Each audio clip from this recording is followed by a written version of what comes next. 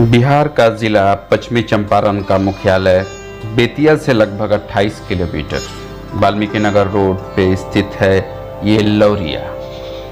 वहीं नरकटियागंज से 14 किलोमीटर दक्षिण में स्थित इस शहर का नाम मौर्य सम्राट अशोक के स्तंभ लौर से पड़ा है। इतिहासकारों के अनुसार सम्राट अशोक ने यहाँ अनेकों स्तंभ का निर्माण करवाया था, जो देश और विदेशों तक स्थापित किया गया। यहाँ पर एक विशाल स्तंभ मौजूद है जिसे आप देख रहे हैं।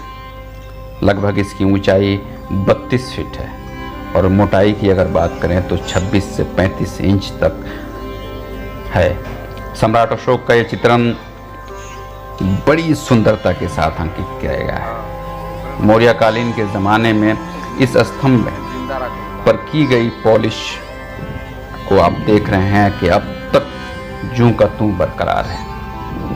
यहाँ पाए गए अवशेषों से साबित होता है कि इसका निर्माण शायद दूसरी शताब्दी में हुई होगी।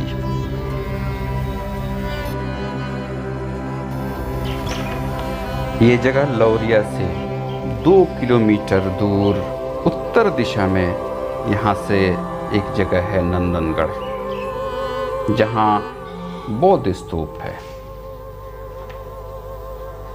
नंदनगढ़ में यह स्तूप एक विशाल टीला है। यहाँ मिट्टी और कच्चे ईंटों से बना हुआ एक बहुत ही विशाल स्तूप है। इसमें 2 स्तूपों में से राख और मानव शरीर की हड्डियों में शेष सोने के पत्थर पर बनी देवी देवताओं की मूर्ति पाई गई थी। नंदनगढ़ के बौद्ध स्तूप की रहस्यमयी कहानी की बात की जाए तो सर अलेक्जेंडर कनिंघम ने इस टीले का निर्माण 1880 में किया नहीं था, बल्कि इस टीले की खोज की थी तथा गैरिक ने 1880 में ही ऊपरी सतह की खुदाई करवाई। खुदाई के दौरान गैरिक को मिट्टी के 3 दीप मिले, जिस पर सम्राट अशोक के ज़माने की विशेषताओं का अभिलेख कर्ष था। ये प्राचीन दुर्ग किला के रूप में मान्यत है। नंदनगढ़ के इस टीले की जांच अनगिनत बार हुई और इसके संबंध या इससे संबंधित रहस्यमयी चीज़ों को जानने की कई बार कोशिश की गई। सबने अपनी रिपोर्ट में अद्भुत रहस्य का वर्णन किया।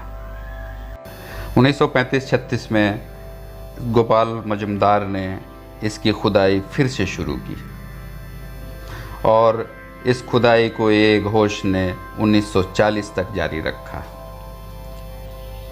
सबने अपने जांच में यही पाया कि ये टीला सभी जले हुए ईंटों के दफन किए गए स्मारक हैं, जो कई लेयर में एक साथ दफन है। शायद 300 वर्ष ईसा पूर्व का ये बौद्ध स्तूप हुआ, जो पीली माटी के परतों से बनी हुई है और इसके अंदर धान का पुआल और भूसा शायद रहा हुआ हो।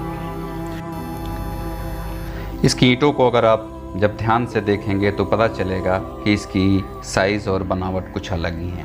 पीली मिट्टी से बने इन ईंटों में अगर मानव शरीर की हड्डियों की राख मिश्रित है तो ये बड़ा रहस्य है कि इंसानी हड्डियों के राख को कहाँ से लाया जाता था। इस विशाल स्तूप को सम्राट अशोक ने बिना कारण निर्माण तो नहीं करवाया होगा। इस भव्य टीले नुमा इमारत में कुछ न कुछ रहस्य ज़रूर रहा होगा। इस स्तूप में क्या होता था? हमने जब चंपारण के कई बड़े बुजुर्गों से पूछा इस बारे में तो सबने अलग से अपनी कहानी बयान की, परंतु साक्ष्य के साथ हमें कुछ नहीं मिला। एक बड़े बुद्धिजीवी ने हमें बताया कि सम्राट अशोक ने इस किले को ऐसे नहीं बनवाया था। उन्होंने कहा कि हमने अपने पूर्वजों से सुना था कि जब बौद्ध धर्म के अनुयायियों की संसार से मोह माया समाप्त हो जाती थी तो इस किले के इस स्तूप के अंदर प्रवेश कर जाते थे और ईश्वर की भक्ति में लीन हो जाते थे। चूँकि इस स्तूप में जाने का रास्ता शायद ऊपर से था, परंतु निकलने का कोई रास्ता नहीं था। फिर वहीं ये अपना प्राण त्याग देते थे और शायद फिर वो वापस जिंदा नहीं निकल पाते थे। परंतु इस बौद्ध स्तूप का अब तक कोई इस रहस्य का लिखित प्रमाण हमारे पास मौजूद नहीं है। नंदनगढ़